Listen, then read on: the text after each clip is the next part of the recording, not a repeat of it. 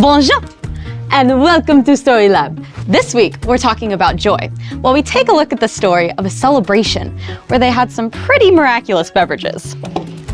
Who's gonna help me slice the cheese?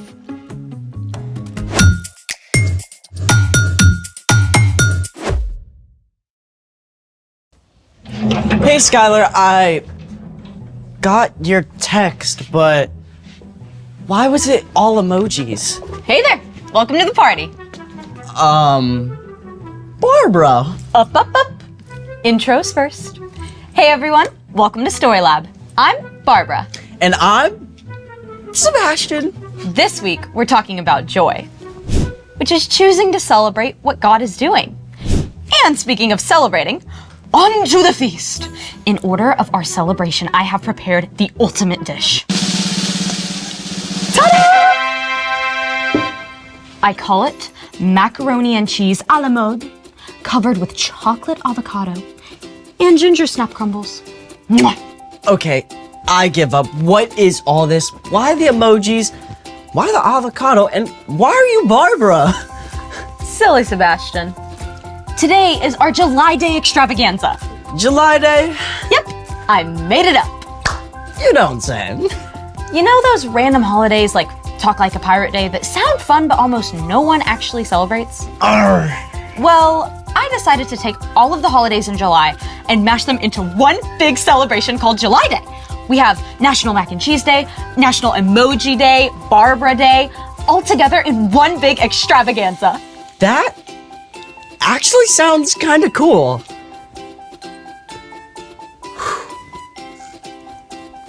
And this is surprisingly tasty. Right? In a weird, I would never do this myself kind of way.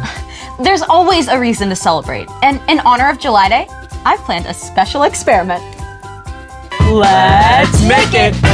For today's experiment, we're going to make that classic soft drink, root beer. Oh, so National Root Beer Day is also in July. No, that's in August. Keep up. But, sure. To start, you'll need 2 liters of distilled water, 1 cup of sugar, 1 bottle of root beer extract. Root beer extract was traditionally made from sassafras bark, but currently contains wintergreen, licorice, and vanilla. Thank you, random announcer voice. You will also need red and green food coloring, kitchen tongs, a large bowl, a stirring spoon, and our secret ingredient, 1 pound of dry ice. Warning!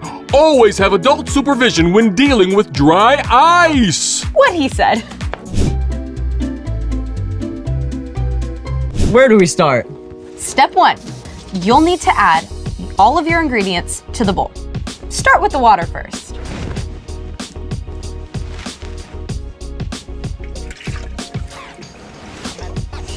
Step 2, pour in the whole bottle of root beer extract.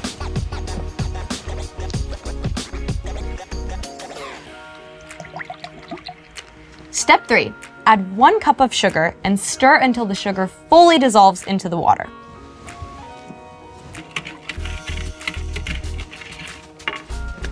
Step 4, in order to get that signature root beer brown, mix in the red and green food coloring, using about twice as much red as green.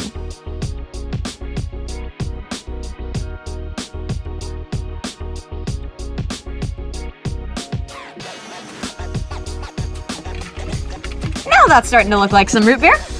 But it's kind of flat. Where are all the bubbles? That's where we bring in the dry ice. Step 5. I gotta ask, how can ice be dry? Dry ice isn't frozen water. It's actually frozen carbon dioxide. Oh yeah, carbon dioxide is what we breathe out when we exhale, right? Correct. And carbon dioxide also makes all the bubbles you find in soda. Let's do this. Wait! Do not touch dry ice with your bare hand or without a grown-up, because it's 109 degrees below zero. Yikes, that's Arctic. Ready?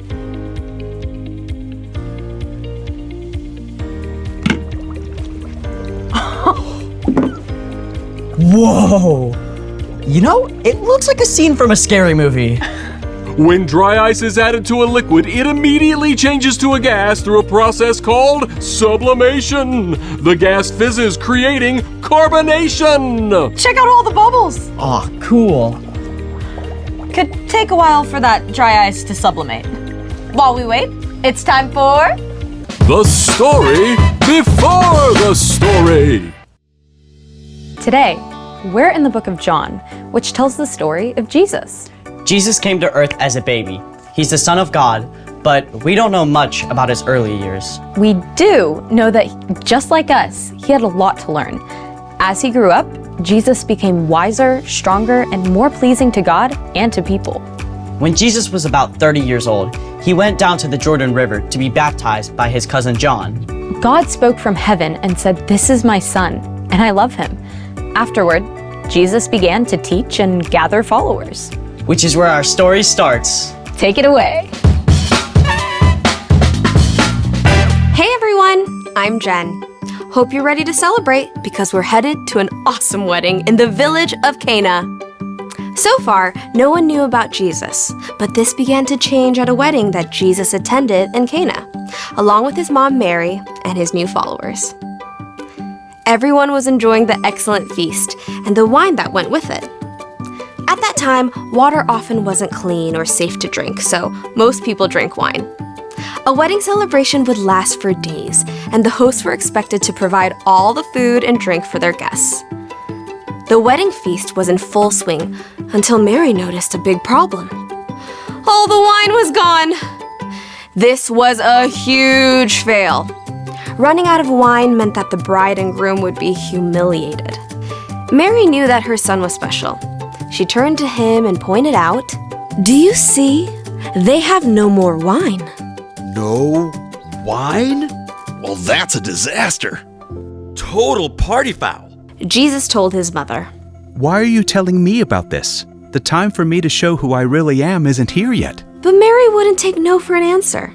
She marched up to the servants and said, "Do what he tells you." Okay. 6 giant stone jars stood nearby. These were used for ceremonial washing and could each hold more than 20 gallons of water. Fill the jars with water. You got it, boss. Why are we doing this again? His mom said we have to. Makes sense. You never want to disobey somebody's mama. After the jars were filled, Jesus told the servants, Now dip some out.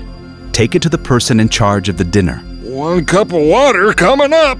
Hey, this looks different. The servants took the cup to the guy in charge of the feast. You can imagine they were pretty nervous about how this was going to go down. He's drinking the water. I don't think that's water anymore. Sure enough, the guy in charge immediately pulled the groom to one side. My friend, what is this? Everyone brings out the best wine first, but you have saved the best until now. I did? I did. I think. The bride and groom were saved from major embarrassment, and everyone could continue their celebration. Jesus chose to turn water into wine as his very first miracle. He did something incredible, simply so a group of family and friends could continue to celebrate and enjoy each other's company. The end! Those servants, can you imagine their faces? Total shock. Cleaning water one moment, expensive wine the next. God loves a celebration for sure. So, what's our part in the story? Well, Jesus showed how important it is to find joy in spending time and celebrating with family and friends. So go to all the birthday parties. It's true that parties are great, but that's not the only way we can celebrate. Usually, it's just looking to share some joy in the ordinary, everyday things. Like if you just finished reading a great book, you can share it with your friends so you can both enjoy it. Or you can celebrate that it's Friday and give some cookies to your neighbors. When my mom and I finish weeding the garden, we celebrate by making super awesome frosty lemonade. Celebrating the little things can bring so much joy to your day. Oh, my new puppy just learned how not to pee on the carpet. Can we celebrate that? Absolutely. I bet your mom is celebrating already. I think I saw tears of joy. Thanks for bringing me joy today. See you next time. Bye. So here's the thing. Jesus showed us how to have joy.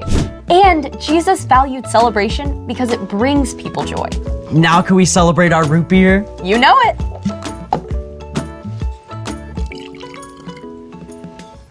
Cheers. Cheers. Ooh, that's good. We have officially turned water into root beer. Through the miraculous science of dry ice.